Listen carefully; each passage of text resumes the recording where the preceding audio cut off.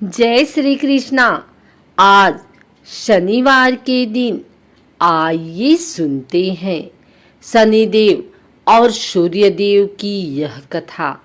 धर्म ग्रंथों के अनुसार सूर्य की द्वितीय पत्नी के गर्भ से शनिदेव का जन्म हुआ। जब शनिदेव छाया के गर्भ में थे तब छाया भगवान शंकर की भक्ति में इतनी ध्यान मग्न थी कि उसने अपने खाने पीने तक शुद्ध नहीं थी, जिसका प्रभाव उसके पुत्र पर पड़ा और उसका वर्ण श्याम हो गया। शनि की श्याम वर्ण को देखकर सूर्य ने अपनी पत्नी छाया पर आरोप लगाया कि शनि मेरा पुत्र नहीं है। तभी से शनि अपने पिता से शत्रु भाव रखते हैं। शनिदेव ने अपनी साधना तपस्या द्वारा शिव जी को प्रसन्न कर अपने पिता सूर्य की भांति शक्ति प्राप्त की और शिव जी ने शनिदेव को वरदान मांगने को कहा।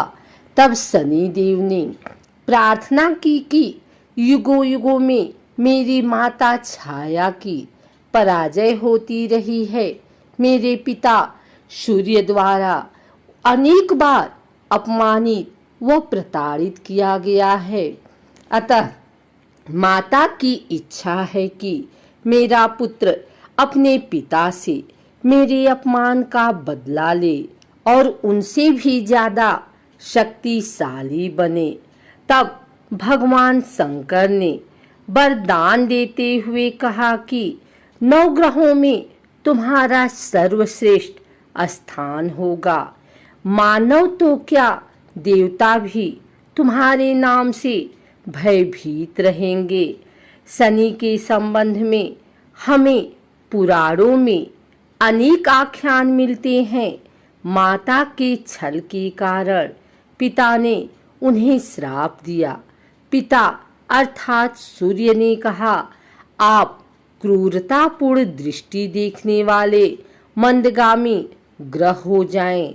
यह भी आख्यान मिलता है कि शनि के प्रकोप से ही अपने राज्य को घोर दुर्भिक्ष से बचाने के लिए राजा दशरथ उनसे मुकाबला करने पहुंचे तो उनका पुरुषार्थ देखकर शनि ने उनसे वरदान मांगने के लिए कहा।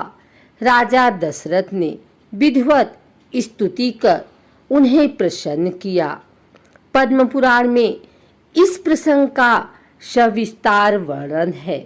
ब्रह्मवैवर्त पुराण में शनि ने जगतजननी पार्वती को बताया है कि मैं 100 जन्मों तक जातक की करनी का फल भुगतान करता हूँ। एक बार जब विष्णु प्रिया लक्ष्मी ने शनि से पूछा कि तुम क्यों जातकों को धन हानि करते हो, क्यों सभी तुम्हारे प्रभाव से प्रताड़ित रहते हैं, तो शनि महाराज ने उत्तर दिया, मातेश्वरी, उसमें मेरा कोई दोष नहीं है। परमपिता परमात्मा ने मुझे तीनों लोकों का न्यायाधीश नियुक्त किया हुआ है, इसलिए जो भी तीनों लोकों के अंदर अन्याय करता है उसे दंड देना मेरा काम है। एक आख्यान और मिलता है कि किस प्रकार से ऋषि अगस्त्य ने जब शनि देव से प्रार्थना की थी तो उन्होंने राक्षसों से उनको मुक्ति दिलवाई थी। जिस किसी ने भी अन्याय किया उनको ही उन्होंने दंड दिया, चाहे वह भगवान शिव की अर्धांगिनी सती रही हों, जिन्होंने सीता का रूप रखने के बाद बाबा भोलेनाथ से झूठ बोलकर अपनी सफाई दी और परिणाम में उनको अपने ही पिता की यज्ञ में हवन कुंड में जलकर मरने के लिए शनि देव ने विवश कर दिया। अथवा राजा हरिश्चंद्र रहे हों, जिनके दान देने के अभिमान के कारण सप्तनिक बाजार में बिकना पड़ा और शमशान की रखवाली तक करनी पड़ी। या राजा नल और दमयंती को ही ले लीजिए, जिनके तुच्छ पापों की सजा के लिए उन्हें दर दर का होकर भटकना पड़ा और भुनी हुई मछलियां तक पानी में तैरकर भाग गई। फिर साधारण मनुष्य के द्वारा जो भी मनसा वाचा कर्मणा पाप कर दिया जाता है, वह चाहे जाने में किया जाए या अनजाने में, उसे भुगतना तो पड़ेगा ही। एक और कथा के अनुसार रामायण काल में एक समय शनि को अपने बल और पराक्रम पर घमंड हो गया था। उस काल में हनुमान जी के बल और पराक्रम की कीर्ति चारों दिशाओं में फैली हुई थी। जब शनि को हनुमान जी के संबंध में जानकारी प्राप्त हुई तो शनि बजरंग बली से युद्ध करने के लिए निकल पड़े। एक शांत स्थान पर हनुमान जी अपने स्वामी श्री राम की भक्ति में लीन बैठे थे। तभी वहां शनि देव आ गए और उन्होंने बजरंग बली को युद्ध के लिए ललकारा। युद्ध की ललकार सुनकर हनुमान जी शनि देव को समझाने का प्रयास किए, लेकिन शनि देव नहीं माने और युद्ध के लिए आमंत्रित करने लगे। अंत में हनुमान जी भी युद्ध के लिए तैयार हो गए।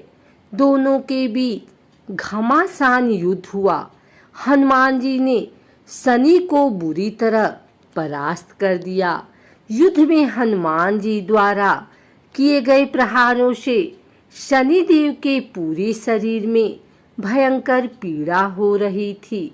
इस पीड़ा को दूर करने के लिए हनुमान जी ने शनि देव को तेल दिया। इस तेल को लगाते ही शनि देव की समस्त पीड़ा दूर हो गई। तभी से शनि देव को तेल अर्पित करने की परंपरा है।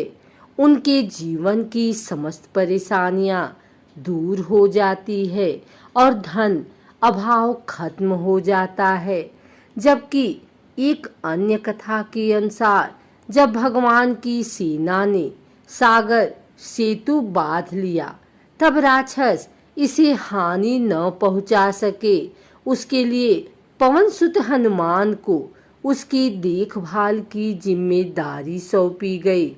जब हनुमान जी शाम के समय अपने इष्ट देव राम के ध्यान में मग्न थे, तभी सूर्यपुत्र शनि ने अपना काला कुरूप चेहरा बनाकर क्रोधपूर्ण कहा, हे बानर, मैं देवताओं में शक्तिशाली शनि हूँ। सुना है तुम बहुत बलशाली हो। आंखें खोलो और मेरे साथ युद्ध करो।